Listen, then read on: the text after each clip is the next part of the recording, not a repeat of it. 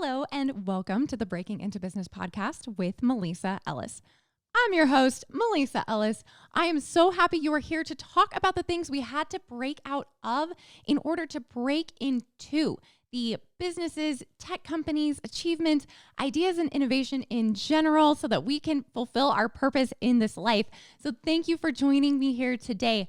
I have an amazing badass guest for y'all, and I'm so excited to be able to jam with her about this topic today. But I want to introduce you all to Luba. Luba is the CEO and founder of Bryght. She has been in the beauty industry for over 20 years with experience from retail to national cosmetics manager of a Canadian beauty chain, owning 2 beauty salons in 2 countries, and now CEO and founder of Bryght. In 2020, Luba was diagnosed with triple negative breast cancer. And as soon as her oncologist said, your skin is going to burn, peel, blister, and hyperpigment, make sure you use Vaseline, she knew that Bryght needed to create products that were specific for cancer patients and that are safe, easy to use, all natural, vegan, and scent-free for other cancer patients out there that wanted to feel normal. Luba immediately thought, heck, Bryght already specializes in hyperpigmentation for the most sensitive areas. That's when she knew she could really make a difference. This was her calling. This was her purpose.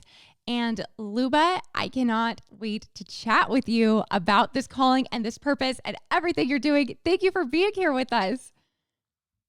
Thank you for having me. I'm so excited to dive into this topic. I know. Okay, so before we introduce our topic for today, will you just tell our listeners what Bryght was about, especially before you introduced your products for cancer patients and hyperpigmentation and all of that? So Bryght started as anal bleach. That's it. That's all. Hyperpigmentation for the sensitive areas. That's what it was made for. That's how it was born. That's what we did.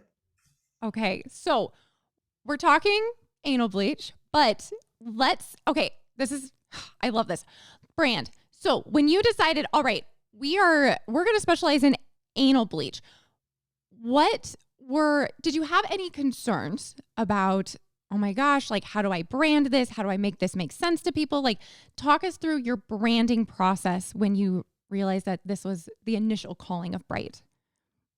Yeah. So I didn't care. Like, I knew that it needed to be out there. People were already concerned about coming in and asking for a Brazilian or a Brozilian. And I was like, oh my God, these poor people, like, they just want to get waxing done. They can't even ask for that.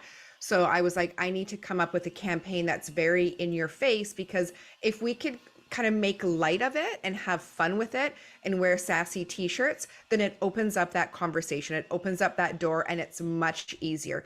Even going back, like, oh my God, like 15 years ago with the waxing salon, I would make the girls at reception, when people were calling in for like a bikini wax or a French bikini, because, oh my God, I would never get a Brazilian until I get into the room and actually ask for it there, right? Which always happens. So I would say to the girls, you have to ask, do you want between the cheeks? Do you want our BTC? And they're like, oh my God, I can't. And I'm like, then this job isn't for you. And that was a receptionist, right? Because I was like, it needs to flow as easy as, do you want to supersize that? Do you want fries with that? It needs to flow that easily. So with Bryght, I mean, it's so in your face. Yeah. And I think it absolutely has to be, because you hit the nail on the head that there are people looking for that service and they truly want it, but some of them may not feel comfortable asking for it, or maybe they've asked for it in the past and they got shamed or ridiculed, and the salon was like, oh my God, no, we don't do that here. So you had to create this, hey, this is not only a safe space for it, but it's accepted, it is invited, and you are absolutely welcome here with if you want to get between the cheeks done. So with all of this, what, if any, did you experience any kind of backlash from, or have opinions from other people that were like, this brand is too strong, it's too in your face? Talk to us about that. Oh my God, girl, all day, every day. Like, I always say that you either love Bryght or you hate Bryght. There's no in between.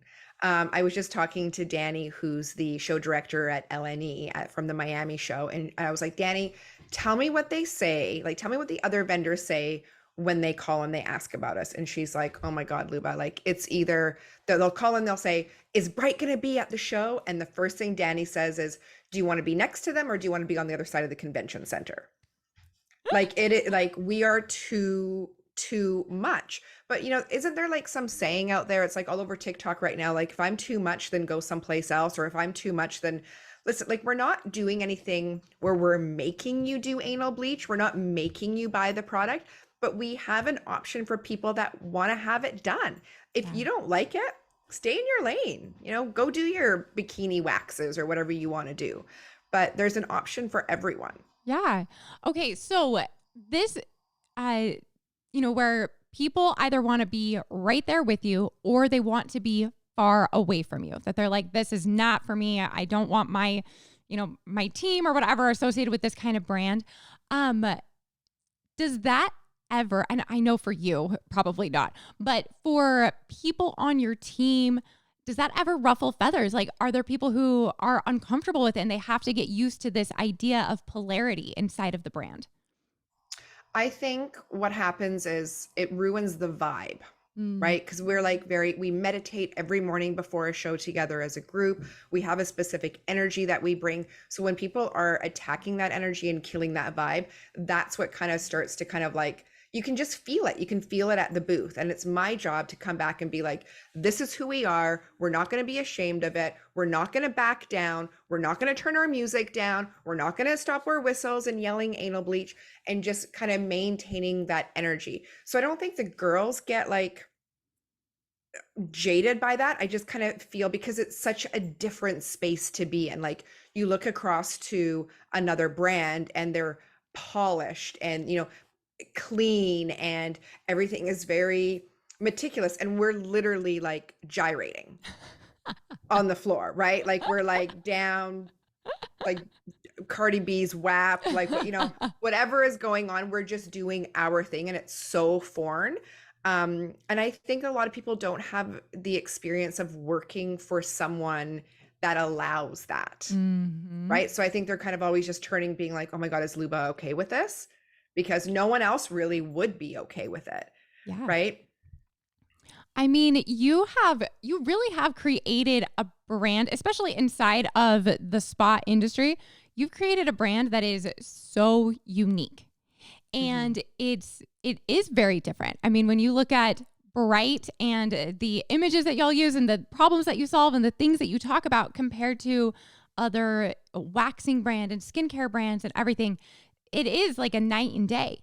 So with that, I want to talk about kind of owning your brand and being so clear on the vision that you're not comparing yourself to other brands. Have you ever fallen into that? I mean, I think that you're just so strong in your brand identity. I left my corporate job. I left a very cushy job because what they told me what their brand was and who their customer was, I was like, no, it's actually not. And I had a group of like middle-aged to elderly men that were pharmacists that sat on a board and told me who the cosmetic buyer was that was coming into these stores. And I was like, I was in my early 20s then, and I was like, are you delusional? I couldn't say that, but I was like, you have no idea who your customer is. So I started marketing towards that woman, to that consumer that I knew that we had. And the numbers proved it. Like we were, double-digit increases, but I was constantly brought into the office and having my wrist slapped on, this isn't the vision of the company. We don't have this customer. This is too sexy. And like, listen, too sexy. I put David Beckham on the cover of one of her cosmetics magazine, and that was too much because I put a man on the cover of the cosmetics magazine. Oh my God. And I was like, okay, first of all, our client is female. So number one, she's going to pick that up. Yep. Number two, David Beckham just launched his fragrance at that time. Now I'm really dating myself. He was playing soccer, and he was playing in Toronto during the time of the launch of my magazine. So I was like, He's in town. We have stores there. I'm putting him on the cover and we carry his fragrance. What doesn't make sense about this? Nope. They wanted it completely taken off. Totally got my wrist slapped. Too much in your, like, I was always told, tone it down, stay in the box, allow the competitor to do it first. Oh, If it works for them, then do it. And I remember looking at my boss and I said, and then we're dead in the water. yeah. We are the beauty industry. We need to be first to market. You can't follow, you will not have success in following this. You have to be first to Hmm. market. And they kept Absolutely. saying, no, no, no. And I was like, I'm done. I left. I started my own company. And the very first t-shirt that I made was, I used to work for assholes. Now I just bleach them. I And I love sent that to my boss with a letter that said, how is this for staying inside the box? it. Did you get a response? No, no. I love that so much, Luba. So I I want to go back to one very important thing that you said, that when you started figuring out like, okay, who is the client that we should be trying to reach here, you started speaking to that client, the numbers proved that it was working. And it blows my mind that there are people who are so dead set on, no, this is our identity. We are not drawing attention to ourselves. We are middle of the road. And it doesn't matter that what you're suggesting is factually making us more money because Mhm. we're afraid. Yeah. Yeah. I mean, I don't get it. Like, if you are afraid to make a difference or to draw attention to yourself through your brand, then you might as well close down, because if you don't get attention, you don't get customers. I was just gonna say, like, you need to go work for someone else and in a corporate structure where you have to follow rules, because like this is not going to work for you. What you just said is no different than shopping with your own wallet.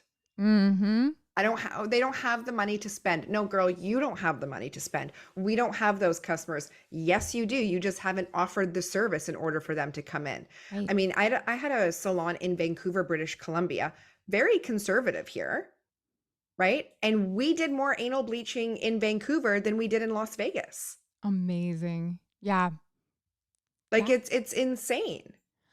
It's like there is, again, a huge demand. There is a demand for whether it's anal bleach, whether it's, anything else out there. There's somebody who needs it and wants it. And if you can present it in a way that they identify with, then you're creating evangelists. And Hmm. and so let's talk for a second about polarity and brand, because obviously Bright is extremely polar.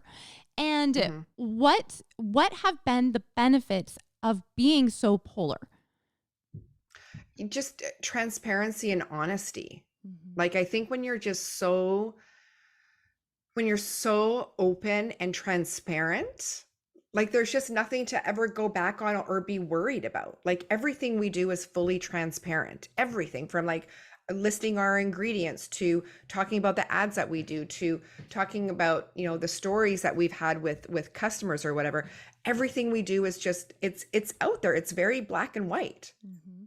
And do you feel like with any of the I don't want to use the word hate, but anybody who is on the other side, like you're in this pole and they're in on that side of the polarity in branding, Mhm. have you ever felt like, oh, maybe this is too much? Or have you had any experiences where you can see like, okay, yes, we're definitely drawing this hard line in the sand? Mm. And how have those experiences how have they benefited you?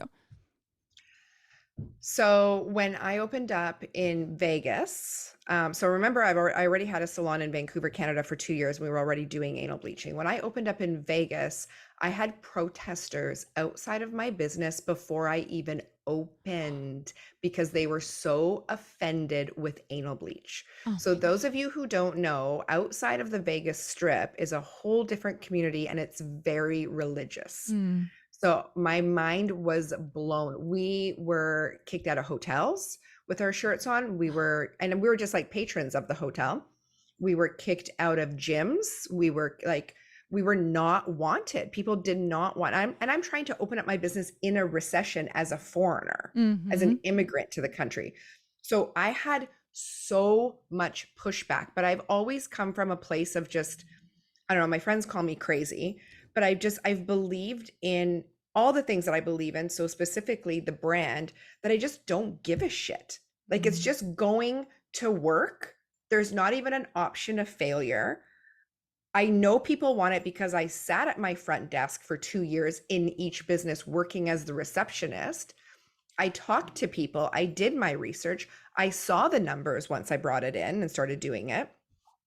I just don't care. Other people's opinions don't pay my bills. Thank you. Thank you. Thank you. This, my gosh, this is something that I see all the time in Spa Strong with the clients that we consult. They're so concerned about what other people think of them, and not even the right other people. Like, you should be concerned about what your ideal client thinks of you, because you've got to be in alignment with them. But that's pretty much it, right? Like, you don't need to be concerned about what the competitor down the street thinks of you, or what the the trade publication thinks of you. Like, that's not your ideal client. And it's so refreshing to have somebody come on here and say, my brand is different and it's loud and it's in your face and it is perfect for us. And who gives a shit if other people disagree? Because their name isn't on the lease agreement, their name isn't on any aspect of your business at all. I remember doing the Vancouver beauty show last year. It was the very first beauty show of the year after the pandemic, when everything started to slowly open up. And people in Vancouver were like, oh my God. And you could see they were like circling around our booth, like taking a wide turn so they didn't have to be near it. And after about half an hour, this gentleman came up to me. He's a business owner, a salon owner, and he said, do you know that everyone is laughing at you guys and pointing fingers about your brand? And I just went, oh, just feels like high school all over again. And I said, so do you want to buy a set and laugh your way all the way to the bank with me? Or do you want to go with them? Within the first 2 hours of that show, and it's a very, very small show, we sold out. Amazing. So could you imagine if I took his opinion in the first 20 minutes? I'm like, oh my God, we should tone this down. Maybe we shouldn't be here. If I put that vibe out there to my team to make them uncomfortable and having those conversations. Instead, I was just like, oh, well, that's shitty. Looks like you're not going to be making any money on this. And if that's how you feel, or here's, the return on investment that you can make off one service. Yeah. I that is so powerful, Luba. And so many people, again, are more concerned with others' opinions. There would have been other people who would have listened to this person who, I mean, what authority did he have to come and share his ideas or his insight with you anyway? And because you didn't, look what y'all accomplished. You said you sold out in the first 2 hours. I mean, amazing. I mean, I just think any press is good press. Like, go ahead and talk about, like, oh my God, you know that the salon across the street does anal bleach? Please do so the word gets out. Like, you're literally doing my marketing for me. Yes, absolutely. Now, just really quick, in talking about this concept of polarity inside of a brand, the clients that book with y'all and the accounts that retail and sell Bryght services, do you feel like they would be as loyal or as all in with Bryght if y'all were kind of wishy-washy, or you toned things down, or you stayed kind of middle of the road as opposed to being so extreme in your branding? No, I think that our sales would reflect differently. I think there is no way that we would have had the vast success that we've had in such a short amount of time.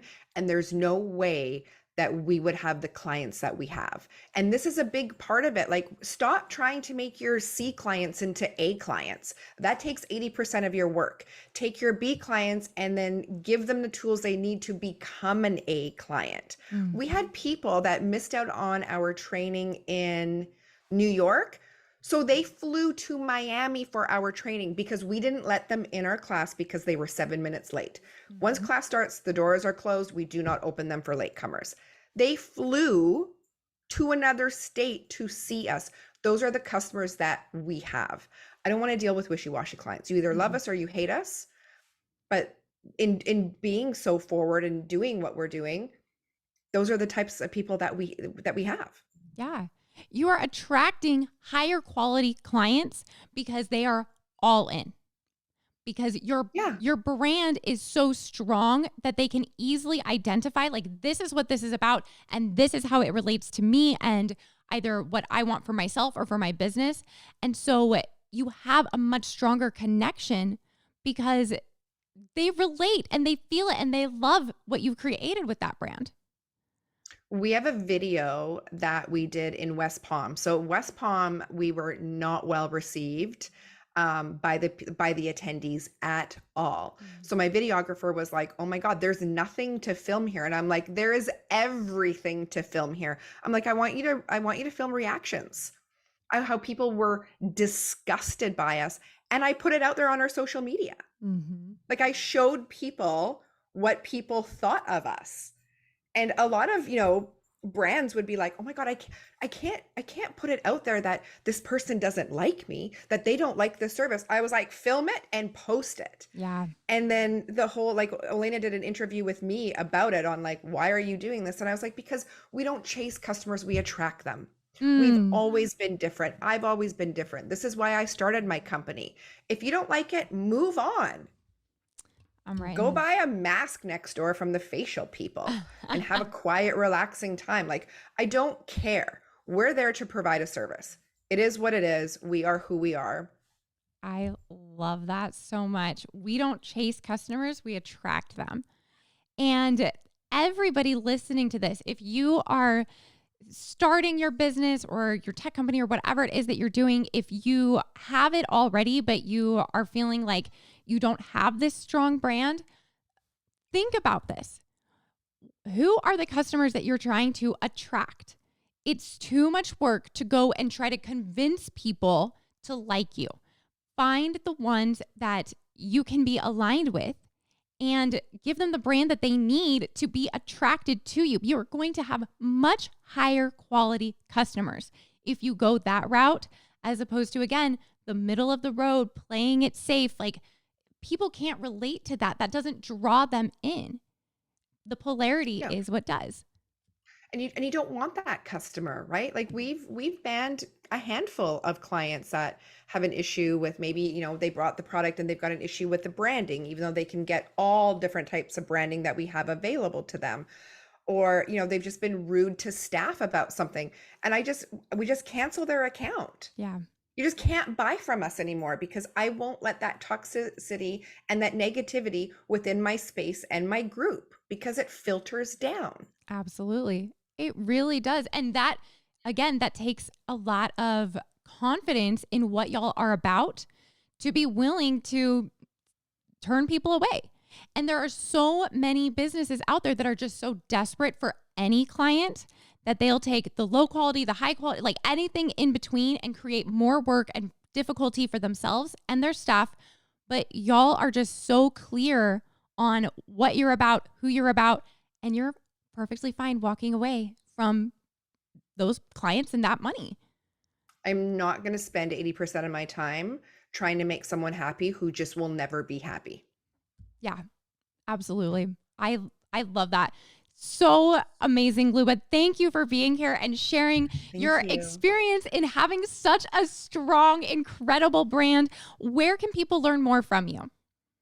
So our website, brightonup.com, you can create a wholesale account there. All social media platforms are Brighten Up. We also have a reality show that is really like we kind of trickled down a little bit on YouTube. You can find us there at Bryght, BRYGHT.